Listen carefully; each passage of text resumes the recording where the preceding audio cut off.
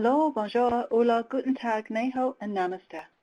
I'm Winnie Everts, Event Coordinator with the Petroleum Institute for Continuing Education, commonly known as PEACE, and I'm looking after the technical support aspects of today's webinar. Firstly, welcome. We'll start our webinar in a few moments. Please type in the chat pod on the right-hand corner of your screen for any audio issues you may have, and ensure all your browsers are closed and speakers are turned up. Our agenda today would be our welcome and introductions, PowerPoint presentation, open floor Q&A, and our closing remarks. I'd like to start with a few introductory words about RPS and PEACE, who are running today's webinar. RPS is a global consultancy offering a wide range of consulting, advisory, and operational support services to the oil and gas industry. PEACE is one of the two training companies owned by RPS. The other is Nautilus World, and between us, we offer a wide portfolio of classroom courses and online webinars to the upstream, midstream, downstream sectors of the petroleum industry. Thank you for joining us today. We request that if you have any questions, again, you can note them directly into the chat pod on the bottom right-hand corner of the screen.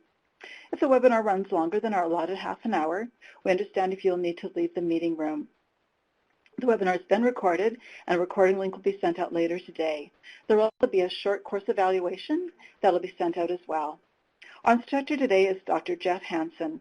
Jeff is the owner of WaveForce Technologies, provider of ocean wave analysis and custom software solutions.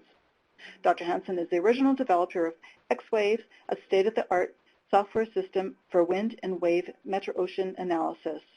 WaveForce has recently partnered with RPS, providing software solutions used internationally for a wide variety of ocean research and engineering applications. We will now start our webinar. Jeff, you can take it from here. Thank you very much, Winnie. I'm going to share my screen here, and hopefully you can all see the PowerPoint presentation now. My name is Jeff Hansen. Welcome to our webinar on ocean wave analysis methods. Winnie already told you about WaveForce Technologies and our partnership with RPS ASA.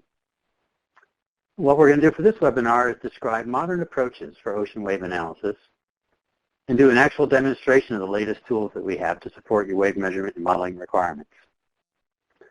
We're going to cover the motivation for doing wave analysis, get into some details on wave spectra and related statistics, cover some modern analysis approaches, and actually look at a live analysis demo of some data from offshore Brazil.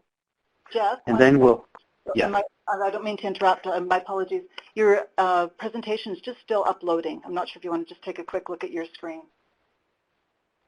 Oh, I wonder what's going on there. Yeah, it's just spinning. Okay, sorry about that. No problem at all. It says my screen is being shared. You want to maybe close that and try it again, because it's just spinning on my end.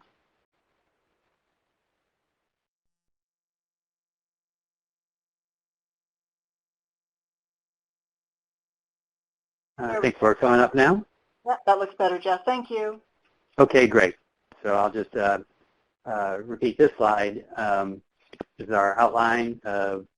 Again, we're going to talk about the motivation for doing wave analyses, look into wave spectra and statistics, cover modern analysis approaches, and do a live analysis demo from some real data from Brazil. And we'll wrap up with talking about some additional tools that are available to help you with your analyses. Okay, so what are wave analyses used for?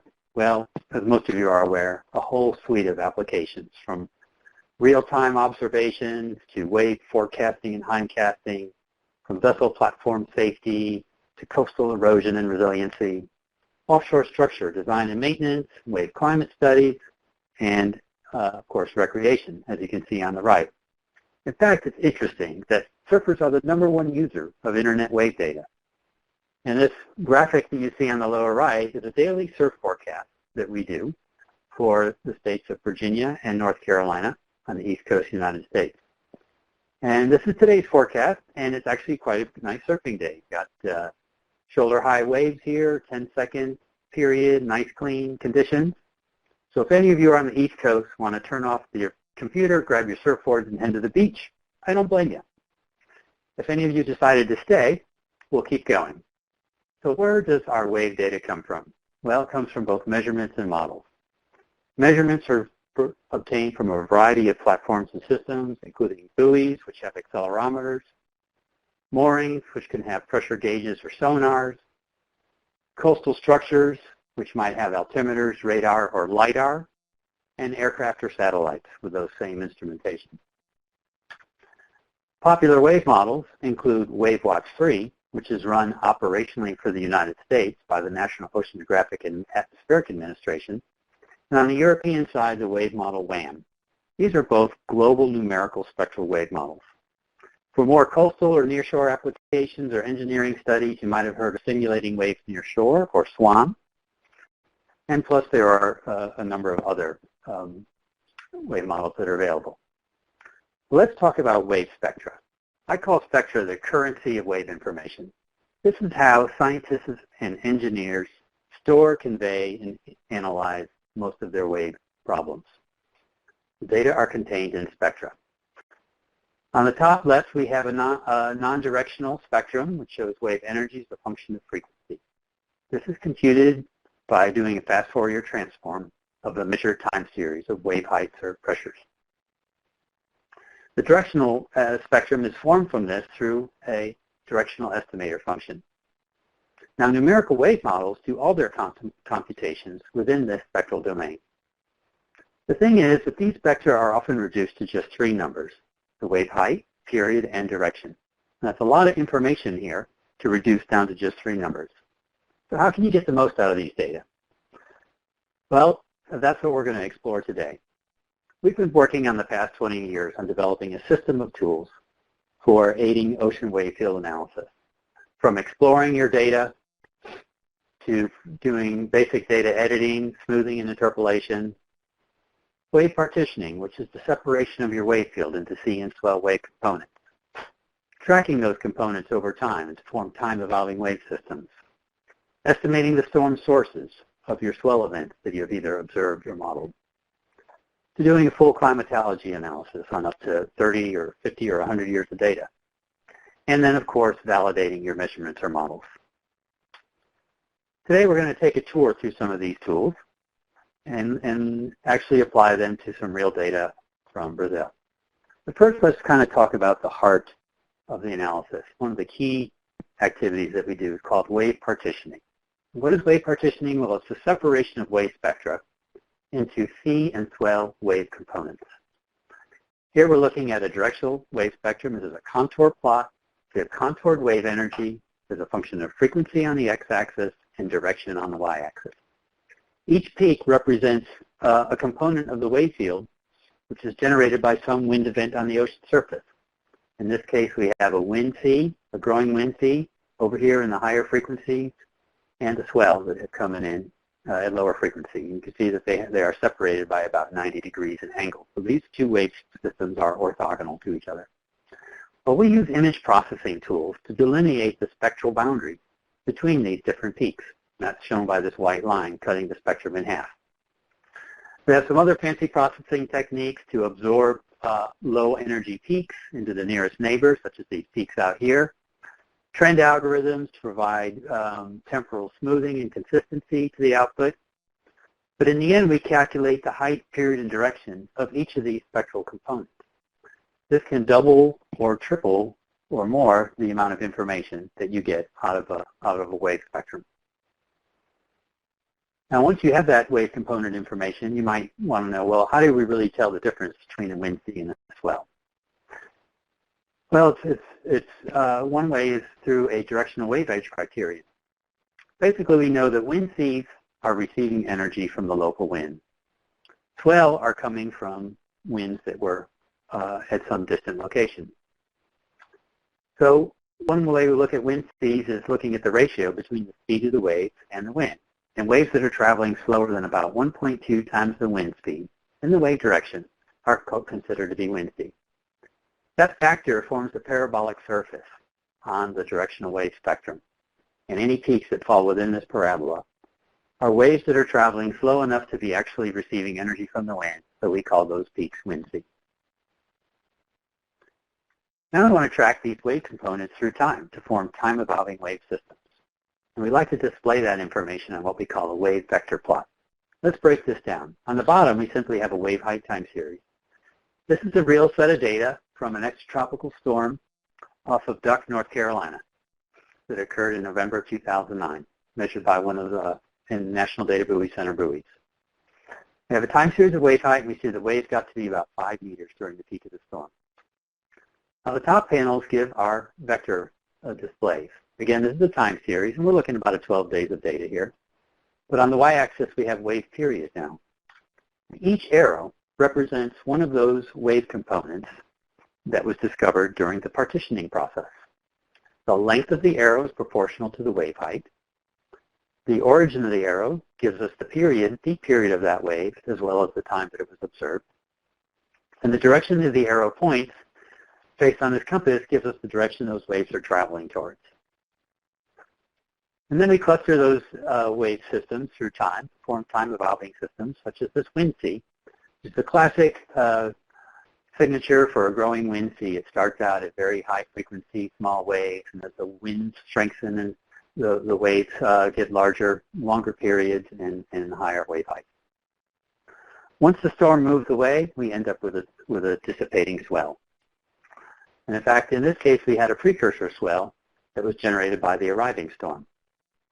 So you can see now how convenient it is to really pick apart your wave field and understand the interplay between the various wave components that are there. One more thing I'll mention is these swells will often have a linear trend of increasing frequency with time. All right, this linear trend is directly related to wave dispersion. It's created by wave dispersion. Basically, if you have a storm out in the ocean that generates a spectrum of waves, the lower frequency or longer period waves travel faster than the shorter period or higher frequency waves. That's called wave dispersion. It's basic deep water wave theory. So when you measure those waves at a distant location, like here, these waves coming in, you measure a frequency shift over time. And the slope of this line is directly related to how far those waves have traveled over the ocean. And the intercept of this line gives us an estimate of when those swells were generated. We'll talk more about that with our live demo. Okay, so we're going to go into the demo now. We're going to be looking at some data from a wave scan buoy, picture of which is here, located off of Brazil in South America. And the data we're going to look at is from June 2006. I'm going to switch now to our X-Wave software system. This is our interactive ocean surface wave field and analysis set of tools. First thing we want to do is load data. And we have a convenient file pull-down menu to access a whole set of formatters that we've built into this. You can load data from all of your popular sonars and buoys and radars, as well as popular numerical wave models and online data archives. Directly load data in. Once you've loaded data, you can save it as a processed data file. And that's exactly what we're going to do. We're going to open up a processed data file from the Brazil data. Now the data are going to be loaded into what we call our Data View module. Data View is an interactive data exploration tool. I'm going to go to a simpler page layout for starts of a simple time series. Here we see a time series. This is the month of June 2006. We see significant wave height at the top, peak wave period in the middle, and peak wave direction on the bottom. These are those three numbers that are computed from those directional wave spectra. You can see that the wave heights show a very big event here in early June, with significant wave heights reaching 6 meters, peak periods greater than 15 seconds, with waves coming from approximately the southeast. Now, this is all great, but we want to be able to dive deeper into our wave field and really understand what it's composed of. You know, was this event, was it a wind sea or a swell event? What are the statistics of the wave climate for this time period? We'll start by looking at some of the spectra. Now, again, we have a lot of control over how our graphic page is laid out here. And here I've chosen to display again, we have the wave height time series on the bottom. And for the first record in the data set, we're looking at the energy frequency spectrum on the top left and the directional wave spectrum on the top right. Now, every plot title is actually a pull-down menu, if you right-click on it, of all the available plots put in that window. For this bottom plot, I'm going to switch to the spectrograph plot. which is actually one of my favorites. Again, it's a time series plot showing data for the full month of June. And it's a time series of basically a stacked set of these energy frequency spectra all lined up vertically. And then the energies are contoured. We have the higher frequencies up here near the top.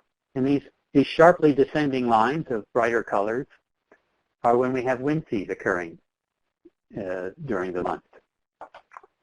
Hotter colors are getting higher wave heights, and you see the bigger wave heights are on these horizontal bands, and these are swell systems that are moving through the area. I'm going to turn on our time axis mouse control to allow us to navigate through the data set a little bit. Clicking now onto the peak of that wave system, we can see that during this time we have primarily a single peak wave spectrum, fairly narrow in frequency. Here's a time period over here where you can see 3 peaks. That's on the 13th. Let's have a look at that and see what those spectra look like. And indeed, we have a multi-peak spectrum. You can see that both in the 1D and the 2D. Okay, so how do we dig further into this? You know, we're looking at some fairly complicated wave fields here. In fact, at this point in time, we've got multiple wave components from all different types of wind events. What if we want to have the statistics on each of those? That's where we go into the wave partitioning. I'm going to open up what we call our wave systems module. And this is how we set up the parameters for that. I'm going to pull up a default setting for start. And this is where we set up our partitioning. We have a lot of control. We can set different ways of identifying the wind speeds. We talked about the wave age criterion. We're going to stick with that for now. Other controls include setting the minimum wave height. And this one I want to bring your attention to this max components per record. It's currently set at 2. That tells the software I want at most 2 wave components out of every record. Well, we already know when we looked at the time series from the 13th of June that we had 3 wave systems. So let's bring that up and see how the partitioning works with that. It actually works pretty bad at the moment because we're trying to partition 3 peaks into 2. So if we update this now and say, no, with this data set, we really need to use a maximum of 3, update the partitioning, and now we nicely have partitioned this record into 3 peaks. Now that doesn't mess up our first record, which only had 2 peaks, because you'll only get up to the max number of peaks, but if there's 2 peaks, you'll get 2, and if there's 1 peak, you'll get 1.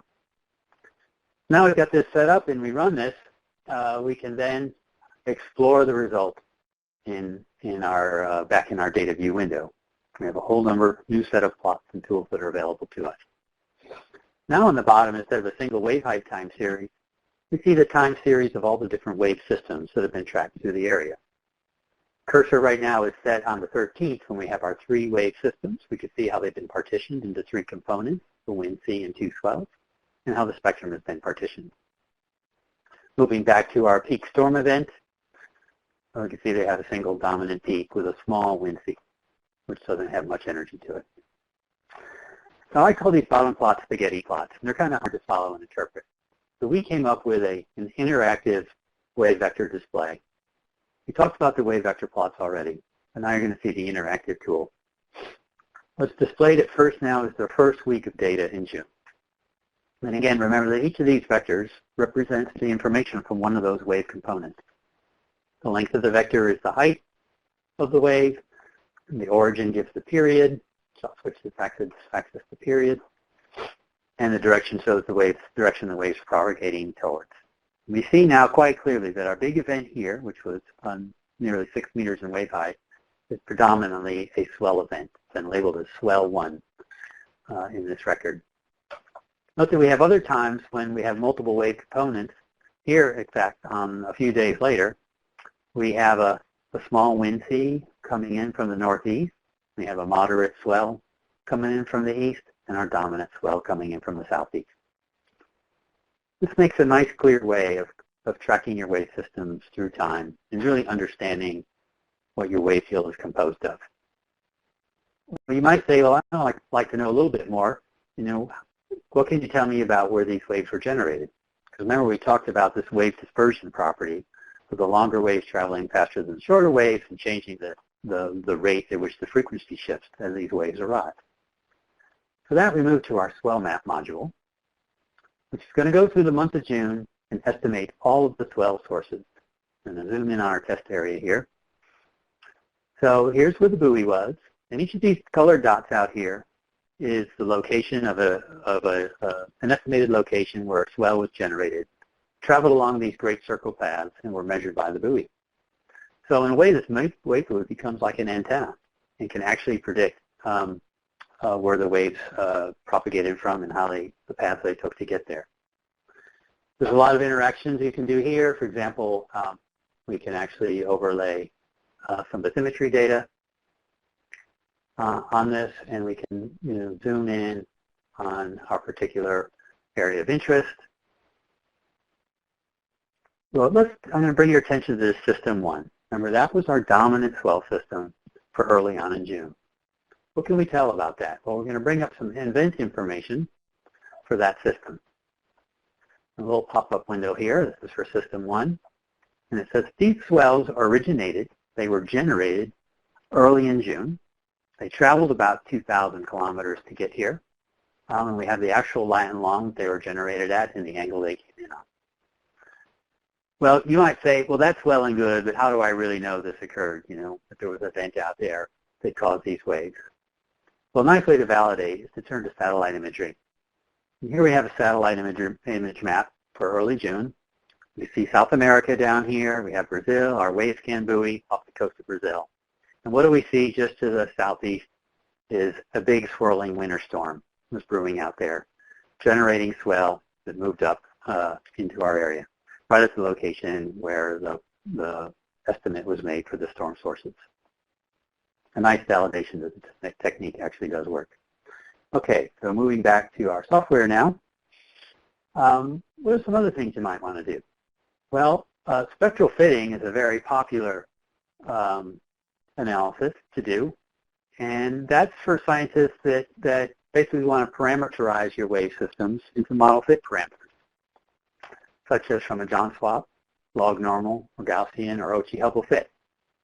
We have the capability of fitting your wind seas and swells with separate models. For here, I've chosen a John Swap for the wind seas and an Ochi-Hubble for the swell.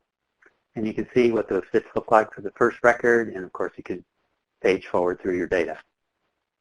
Furthermore, we also fit the directional fits as well with directional distributions. And you can see that we're fitting the wind seas and the swell separately. So once you get that set up the way you want it and run that, it allows you to look at a whole new category of plots within data view of your fitting results. Now I'm going to bring up a layout that I saved here to show us what some of those results look like. In this 4x4 plot, I put the significant wave height time series in the bottom. And the other plots show the fit results for the first record. Here we have our 1D data. The solid lines are the actual data. The dashed lines are the fit. Here's composite, where you add those two together and you can see the fit through the whole full spectrum. Here's composite for the directional distribution, where the green is the actual distribution from the measured data, and the black is the fit to that. Navigating through the data set again, I'm going to click on the peak of our event and see how we fit that. And you can see that's our single dominant swell event, which has been nicely fit by the Ochi-Hubble curve. And here we have a fairly narrow directional distribution, which is also captured, and I think we're using a cosine to the two theta fit here for the direction. And moving ahead to the 13th, where we have our three wave components, you can look and see how that fits. So now here we're fitting simultaneously the wind sea and two swells. We look at the composite of that, and we get a full spectrum fit for a very complicated spectrum, and as well as directional distributions. Last thing I want to mention is that of climatology. We're looking at a very short data set here with only 1 month, but for a longer data set, it becomes important to kind of look at the statistics of your data. Here we have a couple of roses on the left, just to give you examples. There's a wind rose, a wave height rose, and some histograms. There's a wave height histogram and a wave period histogram. You see immediately that we have a swell-dominated wave field here. Those swells are in red, the wind seas are in blue. And we have 3 discrete frequencies, wave periods that these waves are coming in. And the wind seas are coming in predominantly around 4 or 5 second period, and we have a 7, 8 second swell period, and then a longer dominant swell period of over 12 seconds. Just a breakdown of the wave field. Okay, so we showed you how to get data in, how to do some analysis. How do you get data out? Well, any of the graphics can be easily exported into any of our full suite of image formats that we have available. There are statistical tables you can export, as well as exporting a movie or animation file of the data that you have on the screen. More importantly, we have an export wizard to allow you to select what data fields you want to export into a custom data table. So here we have like our basic data fields of wind speeds and wave heights and periods. These are our wave system fields for the sea and swell systems, and even the spectral fit fields, including our spectral fit parameters, such as the John swap, gamma, and the other fit parameters, and the directional distribution. That allows you to easily, you can also, check the format that you want to export that in, what type of information you want on the headers, and export a file that looks something like this. This is from that WaveScan data set, and here I've chosen to just simply have a time series of the wind speed and the wind direction, the wind sea height, period, and directions, and the primary swell height, period, and directions. So it's easy to get data in and easy to get the data that you need out. That's the summary of our analysis for the Brazil data set. And now I'm going to switch back to PowerPoint for just a few closing comments and statements. One analysis tool that I didn't cover in the demo is that of the ability to do measurement and model validation. This is critically important to be able to statistically and robustly compare two data sets, either whether they're from observations and or models. Within X-Waves, you can look at the full set or isolate just the peak extreme events. You could compute robust error metrics, such as your RMS errors, scatter indices, biases, and look at the results through an extensive plot library right within the data view module. Okay, so all these tools that we've have demonstrated are available within the X-Wave software package, which we call our expert package for scientists and engineers. We have a subset of those tools that we call our essential interactive package for technicians and students, and then a fully automated package for real-time applications that has most of the X-Wave capabilities built in that doesn't require user interaction. So if you have a wave sensor that's recording data every hour, you can have these tools automatically run. For those that prefer to ship out your data, we're happy to do your analysis for you. We have a suite of consulting services, including Metocean studies to evaluate wave field conditions and perform wave climate assessments. We do hindcast model scale assessments, and our expertise is in looking at model scale in the wind, sea, and swell wave components, as well as doing actual wave modeling for you, such as the surf forecast model I presented early on. That concludes the webinar on wave analysis. I thank you for your participation. Our contact information is all here. If you want information about any of our products or consulting services, please feel free to contact either me or our general support line. And at this point, I guess we can open it for any questions. Thank you, Jeff. That was wonderful. Thank you so much for the information. Anybody who has questions, please feel free to note those directly in the bottom right-hand corner of the chat pod. We'll keep our webinar open for a few moments for any questions that anybody has, please. And again, there will be an evaluation that will be sent out shortly, as well as a recording link of the presentation as well. It looks like somebody is doing, it looks like Adele's doing a quick typing note, so we'll just hold off for a few questions. Thank you so much.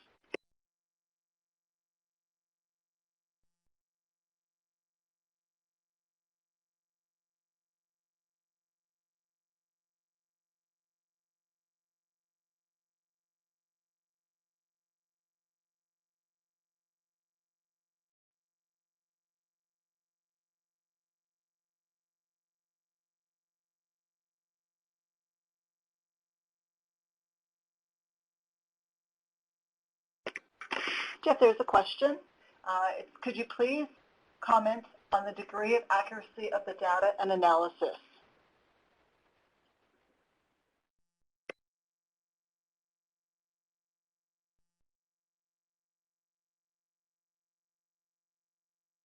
Hello, Jeff, we do have a couple questions.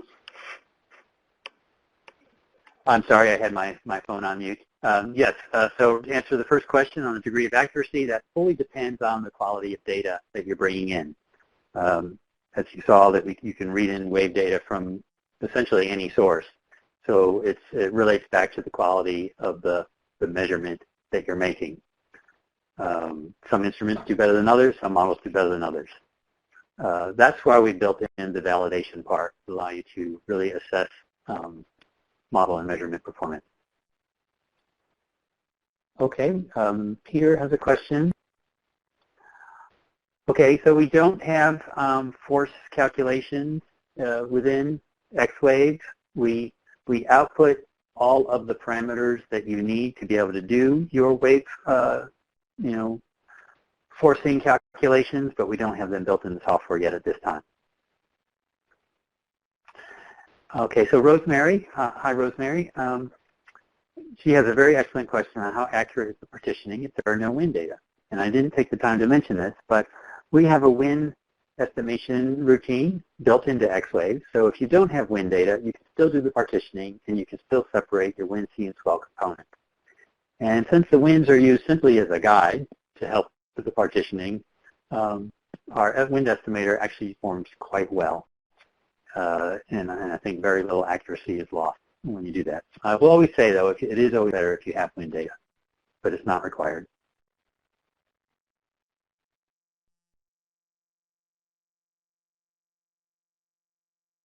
That's perfect, Jeff. Thank you so much. I think we'll just hold off for a few more minutes. It looks like Richard has a question that he's typing as well. So again, if there's questions for Jeff, please take the opportunity to type them in the little chat box on the bottom right-hand corner of the screen. Thank you.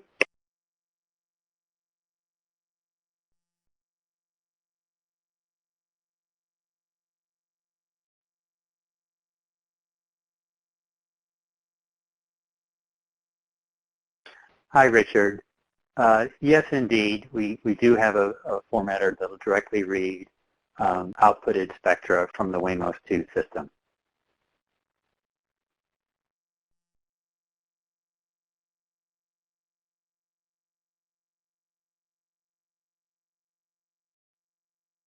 We'll just wait Okay, you're welcome, and thank you everybody for participating.